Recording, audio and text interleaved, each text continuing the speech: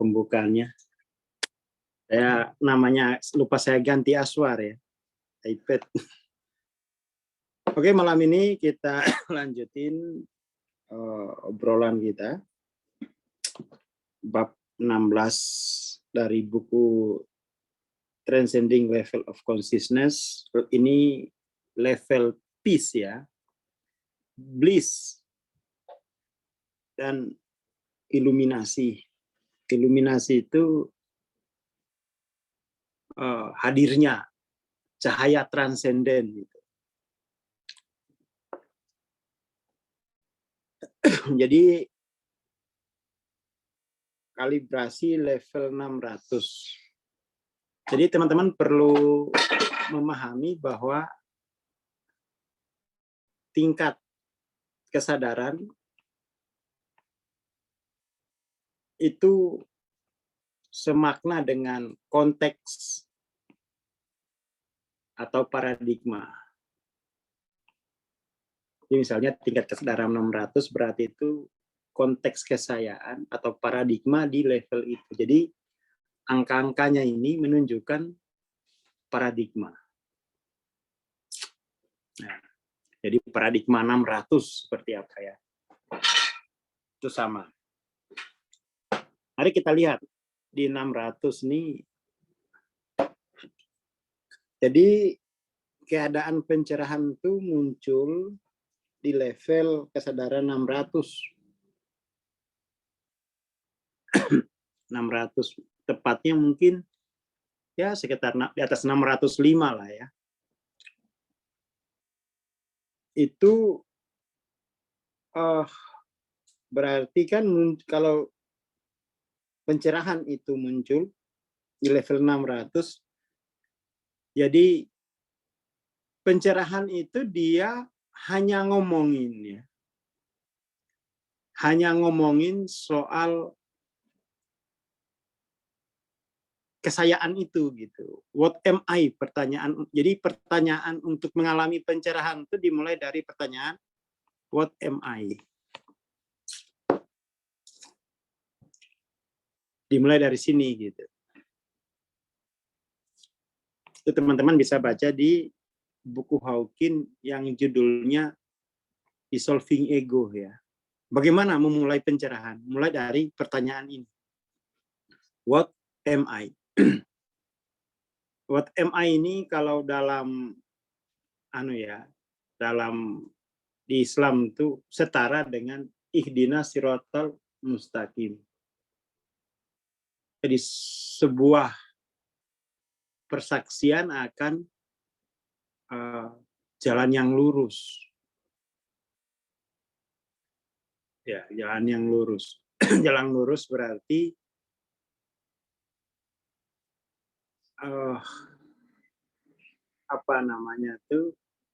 proses progresif kesayaan itu ya, dia menuju kedamaian, menuju peace, bliss, dan pencahayaan.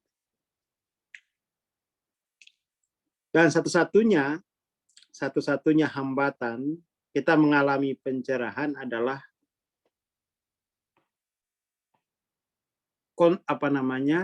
kesadaran linier. Tapi ini jangan diversuskan ya antara linier dan non-linier ini, karena linier ini adalah alam di dalam non-linier gitu. Saya ulangi, biar kemudian tuh kita tidak memversuskan antara linier dan non-linier. Alam tampak itu alam linier. Dan alam linier ini bagian dari alam non-linier. Seperti inilah modelnya ya.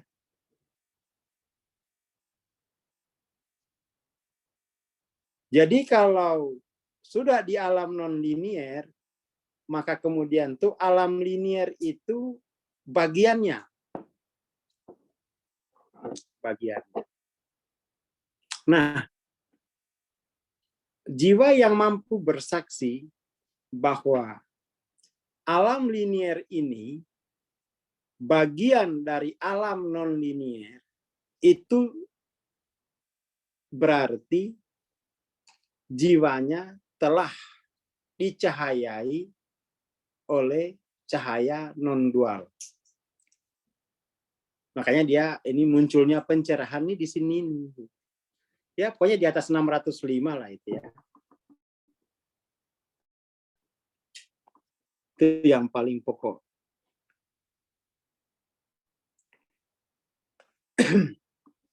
Oke ya.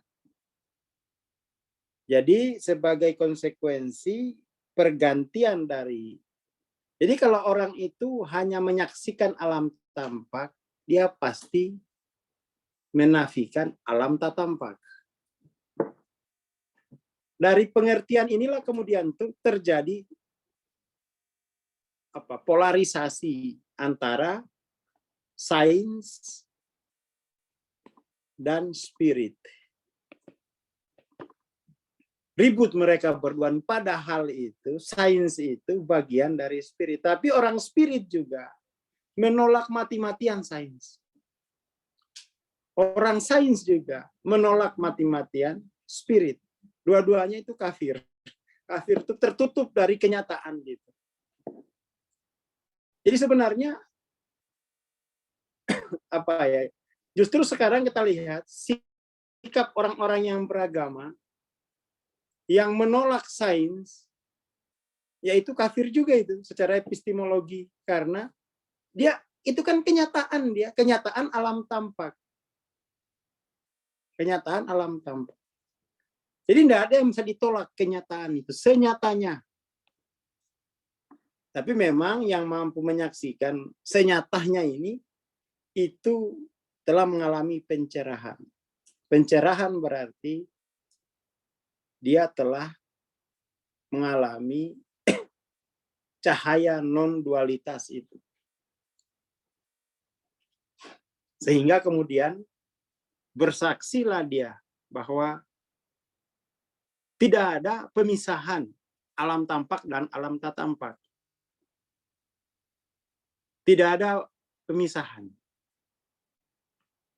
alam tampak, alam tak tampak. Tidak perlu juga integrasi, karena memang yang memisahkannya itu kan bukan alam itu yang memisahkan, tapi pikiran kita yang kafir aja itu yang membuat ini seolah-olah terpisah. Ini tidak perlu juga ada isu integrasi alam tampak dan lo ngapain integrasi? Karena alam tampak itu bagian dari, sejak dulu memang begitu, tidak pernah pikiran kita aja yang sakit lalu kita cari obatnya. Alamnya itu senyatanya tidak pernah berubah. Emang begitu. Emang begitu. Oke. Jadi pergantian pandangan. Jadi bukan berarti itu linier itu non-linier itu melawan linier, enggak. Makanya kalau kita ngomong non-linier itu harusnya sudah paham bahwa di dalamnya ada linier. Include linier. Namanya juga kan non-linier. Berarti dia include, transcend and include. Gitu ya. Soalnya banyak juga ini. Aku nggak mau linier lagi. Kan aku udah non-linier. Pak Ijo. Malah diversuskan. Jadi linier tuh kalau non-linier tuh include. Ya, include. Bukan kemudian tuh menjadi dinafikan, enggak.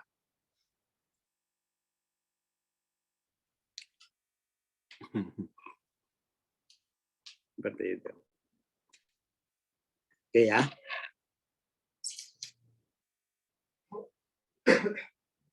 Kemudian pada kesadaran bahwa oneness ya, kesadaran oneness itu istilah-istilahnya transcendent, iluminasi, bliss, God consciousness gitu ya. Apapun lah itu ya. Mungkin juga sung, whatever lah itu ya. Yang penting kita ngerti. Kita ngerti. Tapi mengertinya ini bukan pada tataran pikiran. Jadi mengertinya itu pada tataran persaksian. Jadi kita punya istilah, kita bedakan berpikir dan bersaksi. Kita kan sudah punya istilah ini. Jadi persaksian. Kalau berpikir itu kan, namanya berpikir itu pasti melalui konsep, pasti melalui bahasa. Tapi kalau bersaksi itu pengetahuan yang membutuhkan kehadiran. Seperti itu. Jadi membutuhkan kehadiran langsung. Karena dia bisa hadir langsung berarti konteks kesayaannya itu sudah meliputi alam tampak, meliputi alam tak tampak. Hanya dengan meliputi itu baru dia bisa bersaksi. Atau kalau nggak meliputi ya diliputi. Seperti itu. Kemudian ketika keadaan ini dicapai, maksudnya kalau konteks kesayaannya itu sudah stabil di 600, kemudian istilah subjek objek itu larut. Karena ya diliputi tadi itu. Maka nggak ada lagi istilah subjek dan objek. Subjek objek itu adalah satu dan sama. Contoh ya. Saya ambilin contoh. Kita ambil contoh bahwa subjek objek itu sebenarnya itu hanya titik fokus persepsi. Ya, kita ambil contohnya siapa nih ya? Cari dulu. Ambil contohnya, ada nggak Mas Imam? Oh, ada ya. Nah, terus dia ini ya. Apa yang disebut, apa maksudnya subjek objek itu adalah sebenarnya hanya titik fokus persepsi.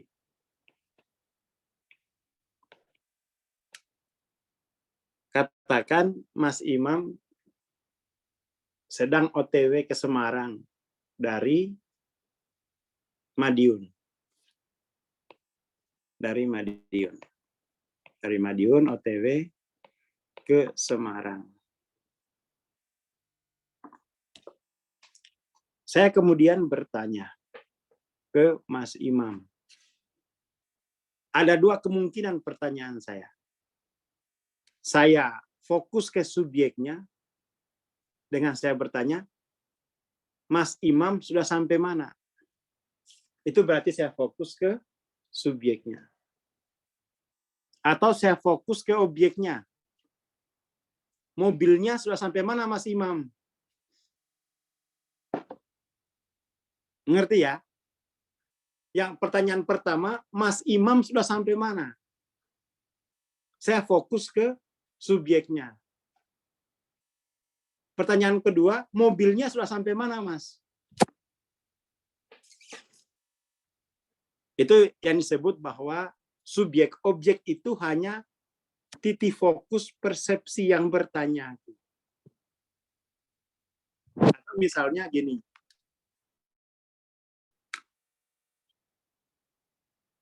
Clear ya soal bahwa subjek objek itu, kategori subjek objek itu hanyalah titik fokus persepsi. Kayak tadi cara ngujinya. Clear ya? Oke, sip. Sesederhana itu nguji kuantum tuh. Maka kemudian tuh pertanyaan menentukan jawabannya gitu. Fokus mempertanyakan subjeknya atau mempertanyakan objeknya.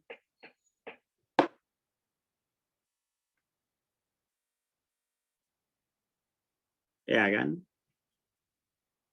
Begitupun dalam berdoa ke Tuhan, hati-hati. Jangan sampai Tuhan dijadiin objek. itu berarti pikirannya masih kafir. Kafir tuh mengerti kenyataan. Oke ya. Jadi kalau kita sudah sadar kesayaan, maka kemudian tuh subjek objek ini jadi larut. Kalau kita sudah ngeh kesayaan, sudah tercerahkan, tidak ada lagi dikotomi subjek objek, itu hanya titik fokus bahasa. Saya mau fokus ke orangnya atau saya mau fokus ke mobilnya. Kalau fokus ke mobilnya, kemungkinan itu mobilnya Mas Imam, mobil rental di rental saya. Karena saya nggak peduli orangnya, saya hanya peduli aset saya kan, di bawah dia soalnya. Jadi Mas Imam kalau misalnya godain, ya Mas Imam lah ya, yang lain, yang masih jomblo siapa nih? Bang Heru, udah bukan jomblo lagi. Ya nggak ada yang jomblo, nggak usah lah. Saya Bang, oke ya Mas Jain, siap. Jadi kalau misalnya Mas Jain mau godain orang tuh hati-hati. Fokus ke subjeknya, jangan fokus ke objeknya. Misalnya, kamu bawa apa? Atau apa yang kamu bawa? Itu dua hal yang berbeda. Kamu bawa apa? Artinya, perhatian kita pertama itu ke subjeknya. Kita baru betul-betul menerima subjeknya itu. Jadi diwongke namanya kan. Dengan fokus dulu ke subjeknya. Kamu bawa apa? Tapi kalau ke objeknya, apa yang kamu bawa?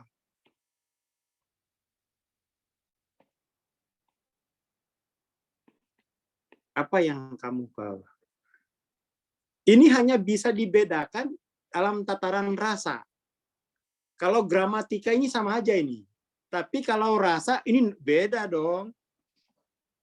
Yang pertama aku fokus ke subjeknya, ke rasa non-liniernya. Yang kedua aku fokus ke liniernya. Ya itulah kuantum tuh kayak begitu. Fokus objeknya, wah mobil kamu bagus, mau pacaran sama klakson kayaknya ini.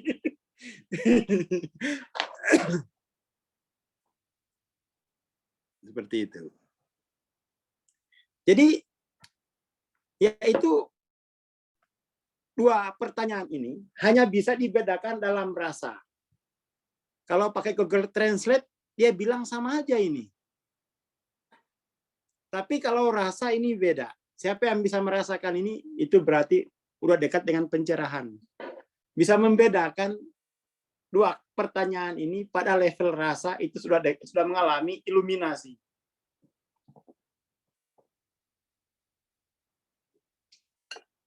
Sudah mengalami iluminasi. Jadi orang yang tercerahkan tuh tahu. Sadar dengan motifnya. Dia ngeh motif. Oh, yang ini fokus ke subjeknya, yang ini fokus. Tapi itu sebenarnya hanya titik fokus bahasa gitu ya. Tergantung yang mau dicari apa. Kalau lagi penelitian objek, ya fokus ke objeknya. Tidak fokus ke subjeknya. Kamu melamar anak saya, saldomu berapa? Nah, bagus. Ini objektif gitu ya.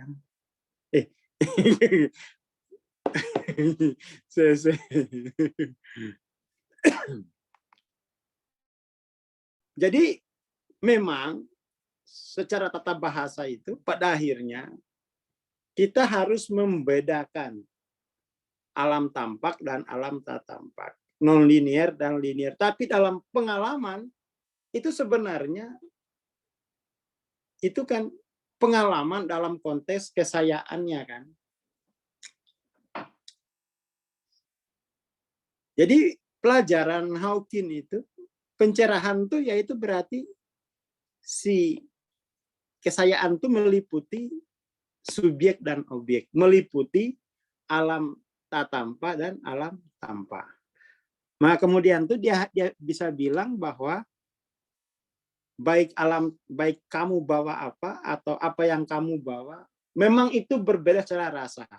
Tapi itu hanya soal saya mau fokus pada apa. Seperti itu. Si pribadinya ini yang harus seperti itu. Oke ya, kita lanjut lagi. Sering individu di level ini meninggalkan dunia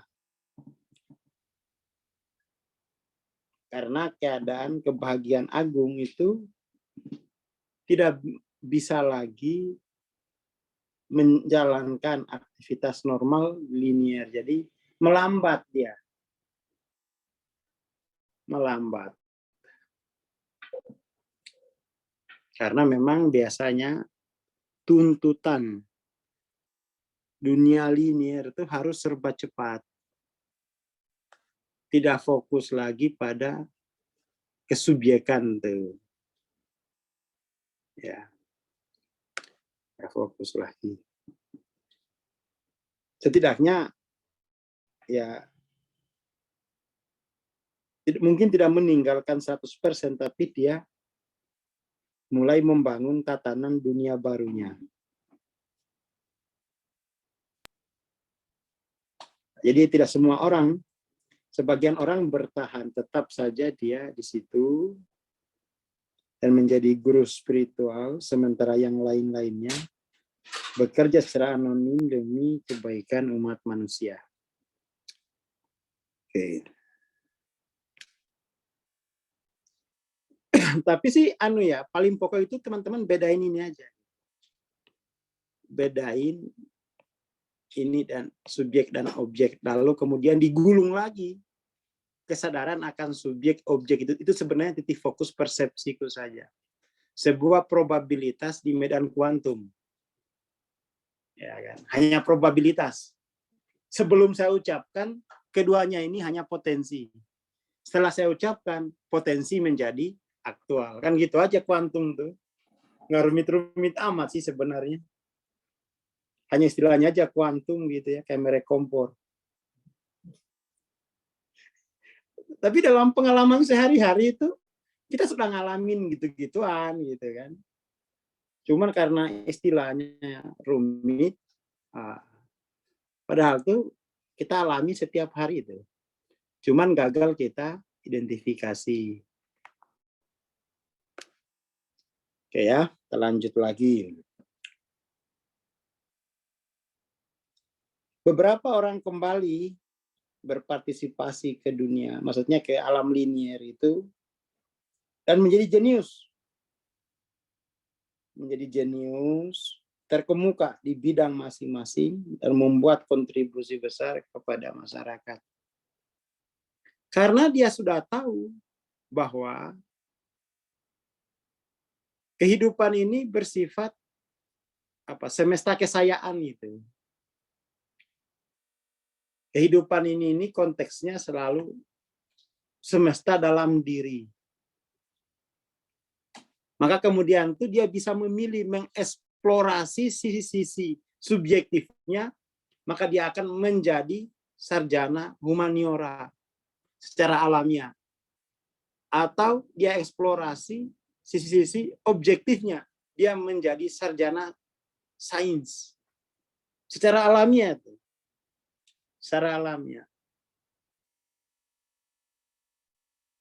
Makanya misalnya kita di kelas Tapping for Healing, kita eksplorasi sisi-sisi subjektif daripada gejala penyakit itu. Emang bisa loh.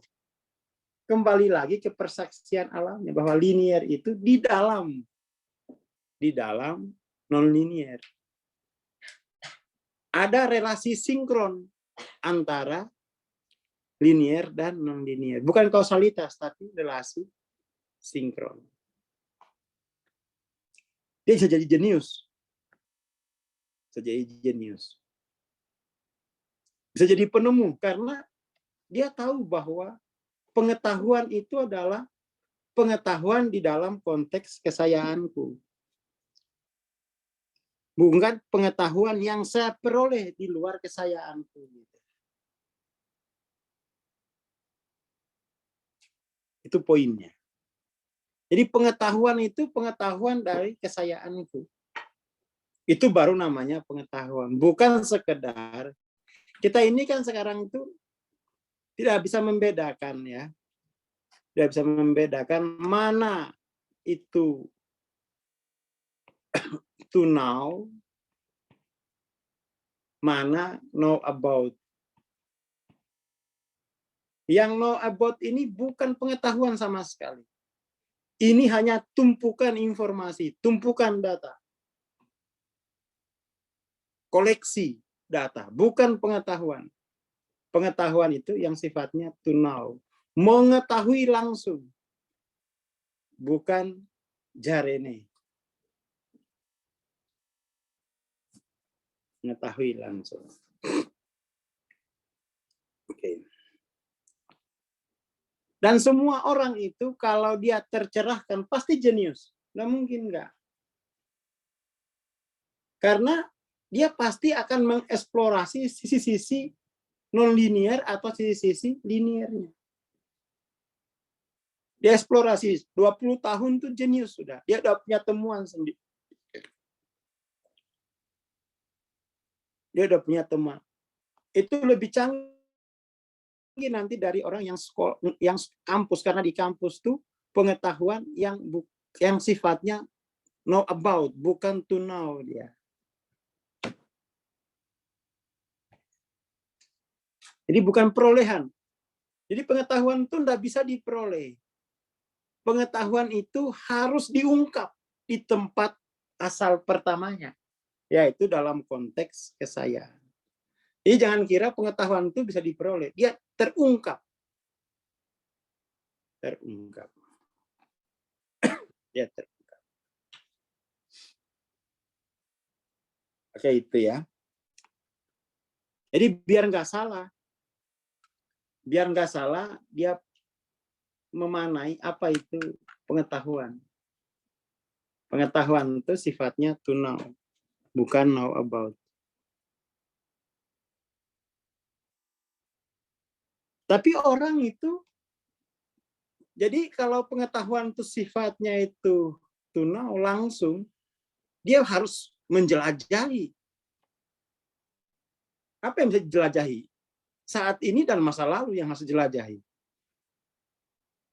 Yang bisa dijelajahi itu kan saat ini dan masa lalu. Nggak bisa menjelajahi masa depan. Tapi kalau orang yang berpikir, dia tidak bisa menjelajahi saat ini. Dia hanya terus mengkalkulasi, mengantisipasi masa depan. Nah, itu berbeda kecerdasannya gitu ya, antara yang tercerahkan dengan yang terdidik, terpelajar gitu ya. Tercerahkan dan yang terpelajar itu berbeda.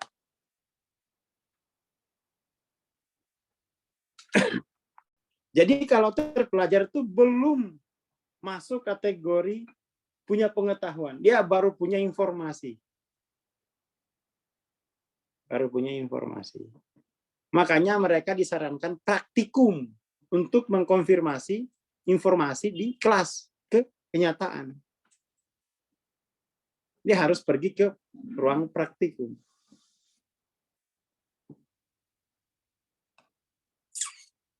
Kayak itu.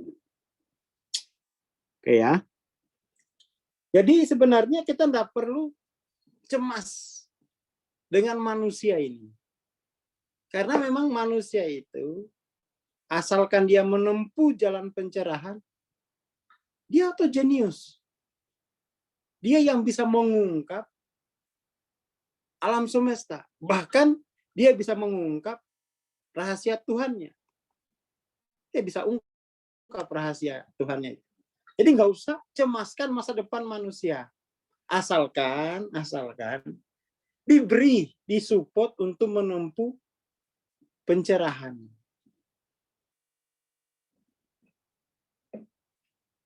pasti dia pintar karena dia dibekali kemampuan untuk menyingkap, mengungkap.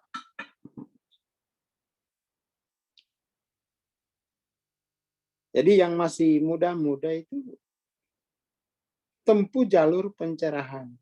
Yang sudah tua itu lebih harus tercerahkan. Nggak bosan hidup hanya perolehan pengetahuan dari luar.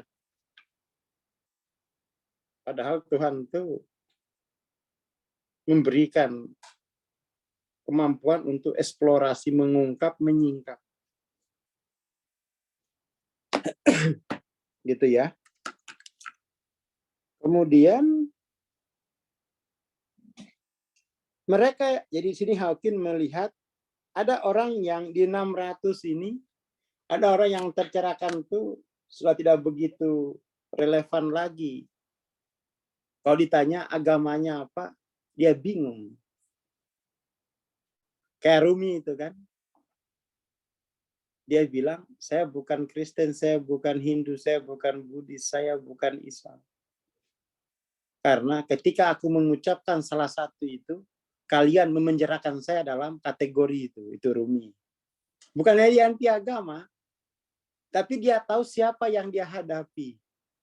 Ketika aku ngomong ini, itu kalian penjarain saya selamanya. Jadi nggak usah. Nggak usah. Karena itu urusan iman, itu urusan privat. Ini kan konteksnya itu kan Hawking. Tapi dia bilang juga, ada juga yang tetap memeluk satu agama. Tapi pada akhirnya dia akan disebut sebagai orang suci.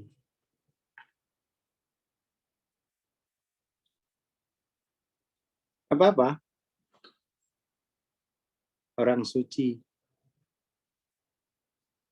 Ada juga yang tidak terlalu, jadi orang-orang level pencerahan itu. Pencerahan itu kan dia fokus pada kejelasan. Kalau sudah jelas bagi dia, Tuhan sudah jelas. Makhluk sudah jelas. Alam sudah jelas. Nggak ada kecemasan. Karena semuanya sudah jelas. Gitu kan. Paling tinggal dipikirin kalau mati, gimana cara nguburnya ini kalau nggak beragama itu aja paling. Repotnya kan itu juga tuh kan. Seandainya dia tidak memilih agama, terus gimana ini kalau mati gitu kan? Mau diapain? Mau diapain gitu kan? Bingung juga.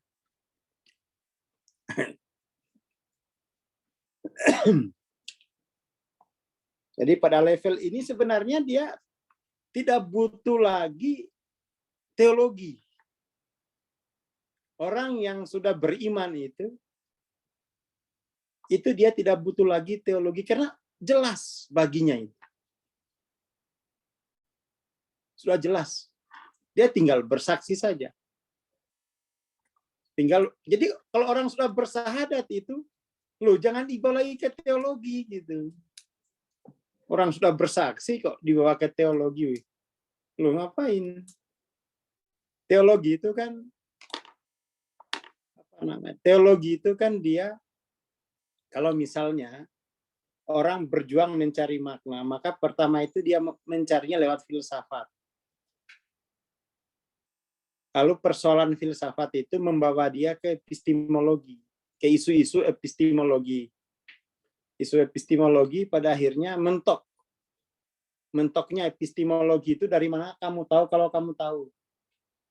Dari mana kamu tahu kalau itu benar.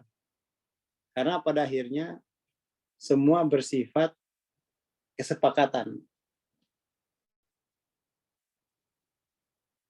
Ya kan, jadi epistemologi mentok, orang kemudian ke teologi atau ke kosmologi. Mencari, menambal ketidaklengkapan pikiran kita tentang alam ini. Maka kemudian tuh karena pikiran kita tidak lengkap, memberikan gambaran alam ini, mau nggak mau kita merangkul teologi. bahwa dalam teologi ya harus ada penciptanya dong, alam yang indah ini. Masa tiba-tiba saja pasir berterbangan, tahu-tahu jadi gedung. Harus ada arsiteknya dong. Itu sudah masuk ke wilayah teologi. Jadi untuk menambal ketidaklengkapan alam pikir kita tentang keindahan, kita membutuhkan teologi untuk makanan penutupnya lah. Makanan penutup.